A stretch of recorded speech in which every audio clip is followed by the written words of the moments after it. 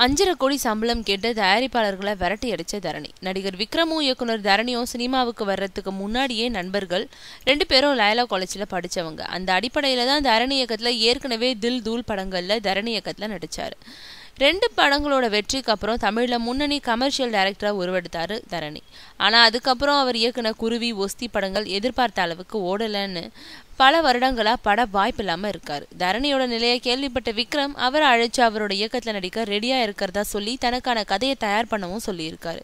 விக்ரம் சொன்னபடி சில மாதங்கள்லேயே படு கமர்ஷியலான ஆக்ஷன் சப்ஜெக்டை தயார் செஞ்சிட்டாரு தரணி. அடுத்த கட்டமாக தங்கிட்ட கால் ஷீட் கேட்டு காத்திருக்கும் தயாரிப்பாளர்கள் கிட்ட தரணியை அனுப்பி வச்சாரா விக்ரம். விக்ரம் சிபாரிசு செஞ்சும் பல தயாரிப்பாளர்கள் தரணியை வச்சு படம் எடுக்க முன் வரல. காரணம் அவர் கேட்ட சம்பளம் தான். 5.5 கோடி சம்பளம் கேட்குறாராம் தரணி. தொடர்ந்து ஃப்ளாப் படங்களை கொடுத்துட்டு வரும் டைரக்டர் சொன்ன பட்ஜெட்டை விட பல மடங்கு செலவை இழுத்து விட்டு நஷ்டம் உண்டாக்குறவர்லாம் தரணி மேலே கெட்ட பேர் இருக்கு.